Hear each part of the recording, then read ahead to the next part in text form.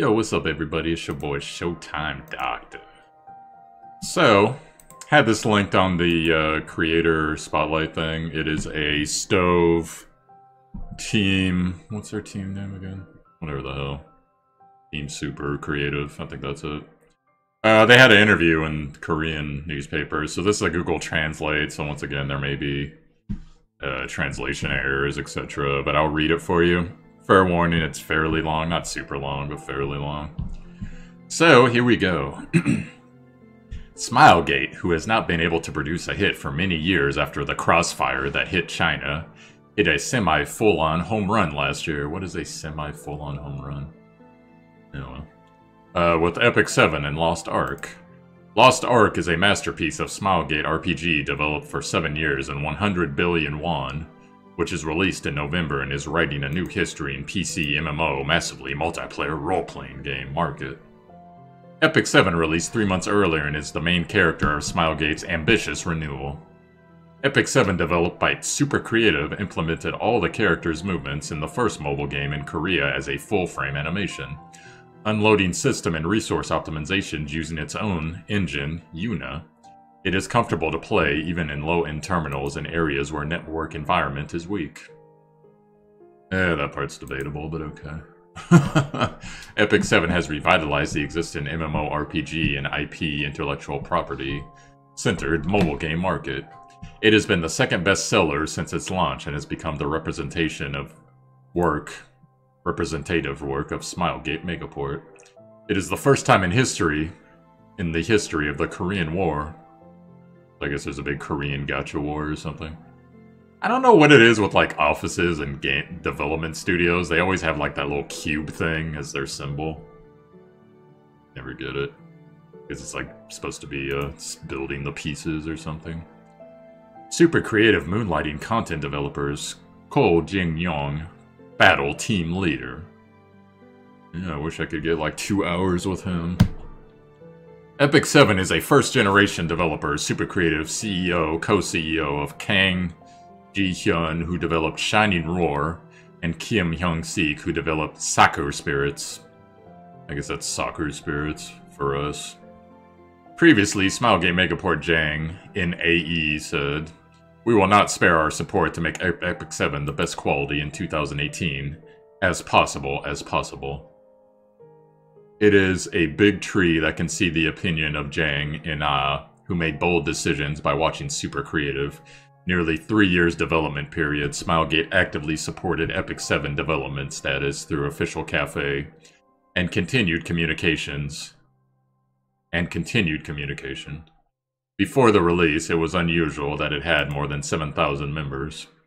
Oh, of the group, okay. On the other hand, there was a kind of thirst in the game, where community functions were not available for a long time and communication was not possible between users." You know, I heard it a little bit, but I almost never heard anyone complain about chat not being in the game, but I did hear it a little bit. Recently, Epic 7 began to vigorously, period. The first major update focused on the community. It is different from the direction that it developed story-orientated development. This update, which added War of the Knights and chat function, is aimed at strengthening communication, said the Super Creative Hai Jeong, battle team leader. In this context, there was a creative team of Super Creative. The content team is responsible for overall planning of the game, including character making and battle balancing. Communist Summoner's Worst top-ranked developers, Moon Tak-sung, has been planning the War of Knights with various RPG play experiences such as Lineage, Aeon, and World of Warcraft. World of Warcraft. I guess it must be like the PvP stuff. Representative Kang Ki-hyun, a Super Creative superintendent who met in the lobby of a real office, said, This is what the content team led. Epoch 7 Green. I wonder if that's like his code name or something. Epic 7 has the fate of constantly showing the characters that stimulate the collection by the nature of the genre. Super Creative has an outstanding ability to launch high-quality characters and to make the story colorful. It is composed of a dedicated writing producing a sub-story and infusing the characters with vitality. The number of dedicated writers has increased a lot recently, said Cho Jin-young, head of the battle team. It takes time for artists to write a sub-story and make a story. Yeah, they are pretty consistent with the sub-story, you gotta give them that.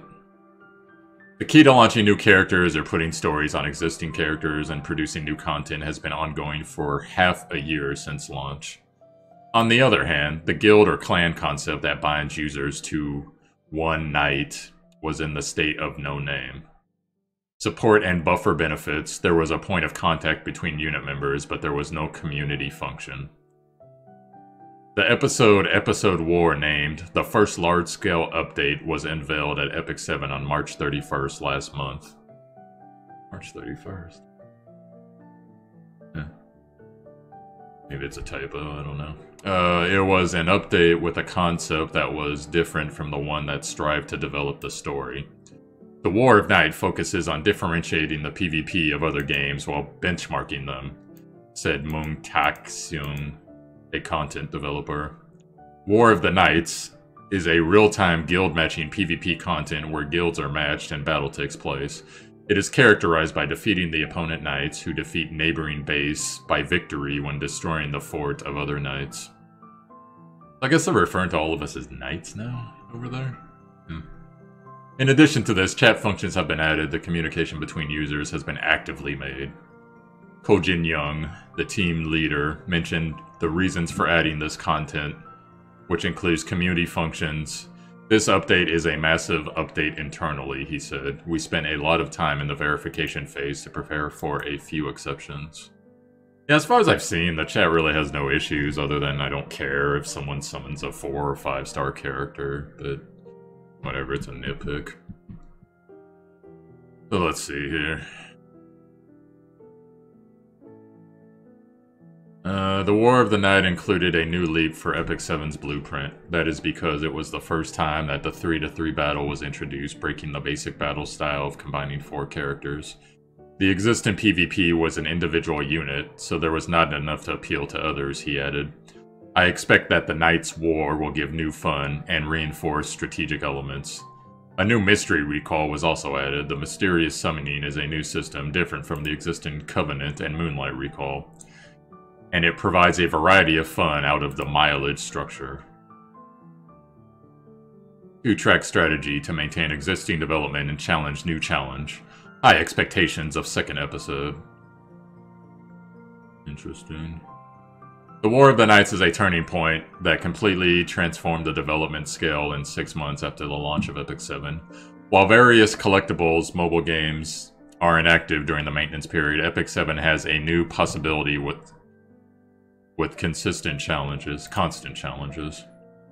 We will not neglect to adjust balance, which is the core of collective RPG. Super Creative explained that the overall direction of its content, reorganizing, is aiming at cultivating pleasant character, equipment farming, and growth.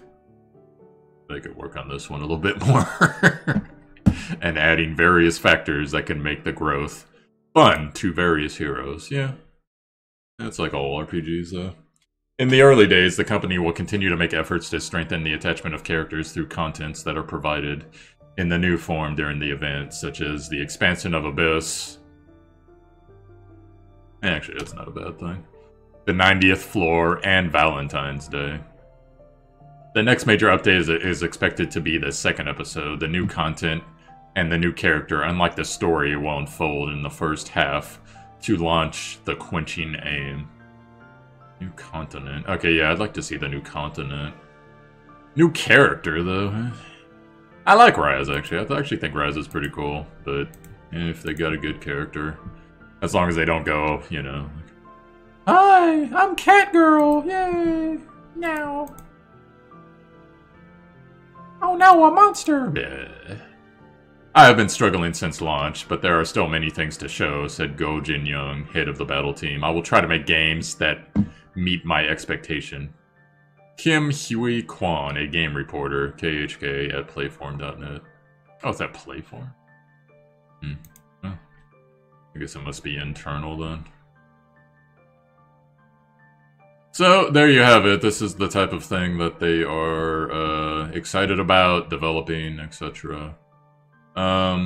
See, for me, like, I actually think the majority of that was pretty good, you know, from what I could understand, at least. But, to me, I don't get too into, like, corporate culture stuff, you know? So, you know, we've all had that job where you work it, and it's like, it's a decent job, or it's a terrible job, or it's a pretty good job. But then, like, they just sit there, they go in the meeting rooms, and be like, we're so great, we're so fabulous, look at our corporate culture, we gave back to the troops, we gave back to kids, we gave back to everybody, yeah, we're so great, got another award, yeah, and it's just like, guys, this type of stuff happens every day, like, we don't have to, you know, like, the self-aggrandizing and pompous and delusions of grandeur that go on with all the companies, and it's just like, oh god, I could do without this. And then, of course, this has nothing to do with Epic 7, but when we're sitting there and they're like, so what can we do to make this a better work environment for you? And everyone, of course, says, pay me more. What can't we do besides paying you more to make this a better work environment for you? It's just like, pay me more. But anyways, personally, what I'd like to see from Epic 7, I would actually like there to be less RNG as far as the equipment goes, and especially for the catalyst drop rate, which is abysmal. From what I'm hearing now, apparently people are saying that if you can do Hunt 11, there's almost no reason to do raids anymore, because you're getting a steady stream of the Moonlight tickets, level 85 gear, and, you know, all that other crap they put in there, like energy and sky stones, etc. Bookmarks. So yeah, that apparently trivializes some of the raid content for now, which kind of disappoints me. But then I started to notice too, because I've been killing the bosses consistently for a while, I never actually sat down and looked. And I was like, holy crap, they drop the exact same thing every time. Like, it's, you know, such and such is eye, such and such is claw. And I was like, oh man, I was hoping they'd have like a loot table, kind of like how WoW was. But, no, well, that's just the way it goes. And of course, you know, it drops and it's like, yes! Attack percentage sub, health percentage sub, crit sub. And then it's like, you know, effectiveness main stat. And you're just like, effect resistance main stat. I mean, I guess that'd be cool for Violet or somebody, but... so, it's just the way it is. The gear system, in my opinion, is still not that great. And I know there's always the people like, well, if they gave you good gear right away, you'd stop playing. Well, so it's better to struggle, I guess, then that's fine. Because, like, when I kill the highest end content in the game, I want a good reward. I don't want, you know... Alright, guys, here's a counterattack set, which is useful on, like, exactly 4 characters. But whatever, so... They're really proud of Guild Wars. Guild Wars, in my opinion, pretty good. Not... Like, I don't like... I'm the wrong guy to ask about Guild Wars, because I actually don't like Guild Wars, because, in my opinion, Guild Wars... It puts stress on management, and it also puts stress on players, because... You know, if you're a casual player, then, you know, no one's going to accept you in a guild. If you're a player and you're underachieving in whatever facet it is, you know, people are like, you need X amount of battle ranking or whatever before we let you in. And that's their prerogative, that's fine. But then it like, breaks up guilds, because there's always in your guild, there's that subset of people that don't care.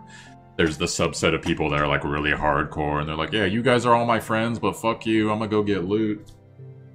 And, you know, it just breaks things up, and it's annoying, and it's dumb, but that's the way it is, and it seems like every gacha game really loves putting in a guild war function, and it can be good. I have seen it be executed good, but fairly rarely. This is actually one of the better examples, I think, the guild war in this game, because there's at least a reason to do it. But there's still some issues with it, like we've been suggesting on the content creation forums, like, yo, make it so that we don't have to set our defense teams every freaking 2 days. And then why on global is, at least for me, East Coast time, Guild Wars starts at 5 a.m. I get up for work at 5 a.m. So literally I get up, you know, do all my stuff to get ready for work, get to my job maybe 10 minutes early, sit in the parking lot, try to do 3 battles real quick before I gotta go in. And that's my Guild War, so it's not the funnest thing in the world. I do wish it was at like a little bit different time, but that's the way it goes. So let me know what you guys thought about this article. Is Guild War treating you good? Are you guys happy about the chat system? Do you care? Do you not care?